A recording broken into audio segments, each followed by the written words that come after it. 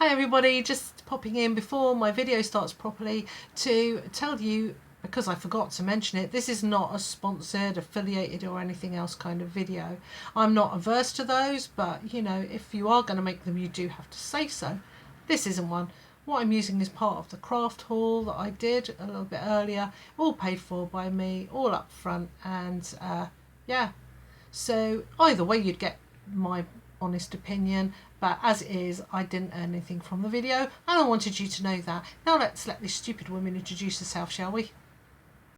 Hi everybody and welcome to my Unruly Housewife channel. Today I'm going to do a product review for you, and the product is this. It's Deco foil, which if you watched my craft haul you would have seen me unwrapping and or unboxing. It's made by therm.o.web.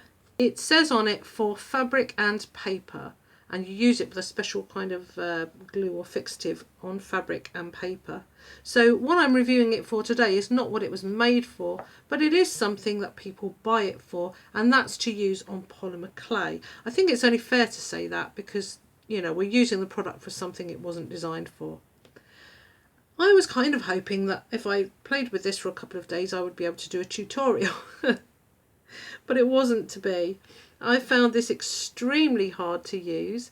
I started off doing this one. I think I kind of did that actually with some alcohol ink on it, and you know, just as a first little play. Then I made this and I burnished it, but I also burnished it kind of trying to flatten something down after the gold was on, before it went in the oven, so I messed that up completely.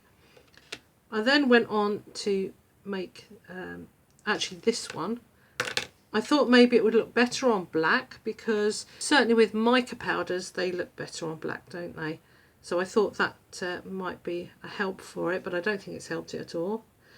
I've noticed that this product does lighten considerably when you put it in the oven. It's just not as bright, and I'm trying to show you here because I've got the piece that it was cut out of. Now the foil actually went on really quite well with this example, which is something at least. But you can see, I think, that the star is not as bright as the rest of the foil. It's not, and it's not as yellow, not as gold. So yeah, this is raw, obviously. And here are some bits. I mean, sometimes the foil goes on nicely. It depends on luck, the colour of the clay. I really don't know what it is. Then I did this pink one. I thought maybe that would help, being as gold, I'm told, is kind of red based. I did this kind of pinky purpley one, and I don't know, I'm not thrilled by it. Just can't trust this stuff to come off the backing, so I'll try and explain to you. I mean, I was trying to do a white this morning, and look, I thought maybe white it would look good. That's the best I could do. Absolutely annoying. So here it is. Here's our piece of clay. It's nice and bendy and soft. There's nothing rigid or repellent about it. And here is the stuff. Now I've cut out some of this, and what you do is you lay it on the foil, and then allegedly you burnish it, and the heat from your fingers and the action of you burnishing it attaches it to the clay, and you then have to rip it off like a band-aid, you would call it in America. We'd call it a plaster, a sticking plaster. So I was doing this very merrily for hours and hours, it felt like, on end. It's a really frustrating product, and even when it starts to attach you have no knowing about whether lumps and bumps will be missing. I have cold hands, and because it's the heat from your hands that does it, here's a top tip which did seem to help a little sometimes, and that's to warm up one of these wheat bags in the microwave. And I actually burnished it with this at one point, but you can at least warm your fingers up with that if you've got naturally cold hands. I've got, was it cold hands but a warm heart? Anyway, I'm going to burnish this now and show you what does or does not happen. It doesn't seem to like white, I have to be honest. It really doesn't seem to like the white clay. So you have no way of, there's no indication of whether it's sticking to the clay or not. This is a big problem. So you're just kind of doing this and hoping that you won't rip it off and have just a tiny bit pop off, which is so frustrating, which is like what's happened here. And I've gone back several times with that. What is that about? So we're going to burnish this one and see if we can do it. But I'm not holding out great hopes. My hands are reasonably warm. I'm using Fimo Professional. Maybe this sort of foil doesn't go well with Fimo Professional. I've seen other people doing demonstrations of this on YouTube, using the Lisa Pavelka foils. They seem to do quite well. I think that was probably onto Sculpey or something. Primo, I don't know. But for me, this has been a disaster. Now, I'm hoping that because you're watching, this is suddenly going to be really easy in work and you'll wonder if I'm a bit mad. So,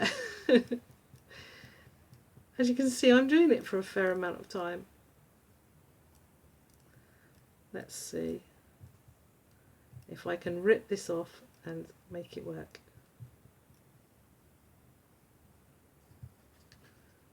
So, lift the corner and... oh my goodness! It did kind of work, didn't it? Now, one problem that you have here is if it if one bit doesn't stick, it tends to flip over and go silver side up, which you can't do anything about. You can try and cover it. That actually did work. That's so annoying. Of course, I've unstuck it, so it's gone a bit crazed. Let's see if we can fill in that gap. That is, oh, other way. That is so annoying that it works when I had it on camera. Let's carry on. Oh my goodness. I tried to do this for so long this morning. Heating up my fingers, spending hours rubbing. Now, one of the problems you have is you mustn't rub. It's so tempting to overstretch and to rub the bit that's already on there. That's disaster. So let me do this. Let's see if this will work. I can't believe it worked while you're watching. Okay, rub, rub, rub.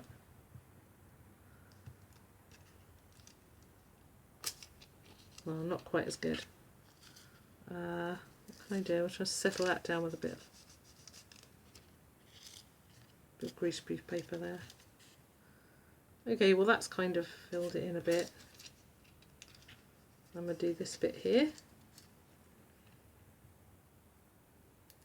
I literally said I'm going to do this bit here. I'm turning into a wrapper or something. Okay, I'm going to rub that. Okay, this is kind of getting hard to hold now. Maybe I won't push my luck too much. So, I've not done this for as long, have I? Let's see if that works. Okay, that's as much luck as I'm going to have with this, I think. So, I'm not going to play with it anymore. It's that bit's gone quite well, and this bit's gone a bit rubbish. The trouble is, if you're doing a project, you know, you want to know that it's going to work. Okay, I'm going to try and cut a shape out of this now. That is a bit too big, unfortunately. See, I was reluctant to waste clay. Okay, we're going to do this and just pretend that it's a whole star. I'm going to cut that out.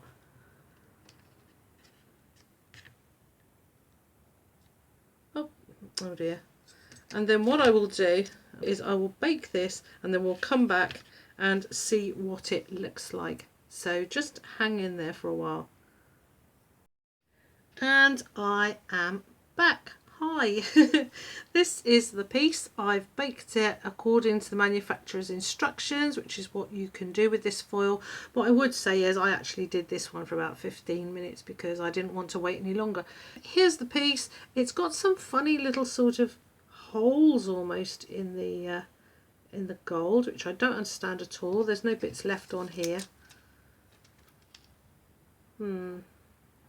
Maybe I need to just practice more, I don't know. As you can see, even though I didn't cook it for the full amount of time, it's a much more muted gold, muted colour than the raw piece. And overall, I'm quite pleased with it, but I'm not as pleased as I'd like to be, if you see what I mean. It's not. This is a 5 out of 10 for me. I must say the gold does adhere very well to the clay. You have to make quite a concerted effort before you can scratch it off. So I've given that a bit of a go there, and that's, you know, that's pretty tough. So it does adhere well. It has maybe some promise if I practiced more.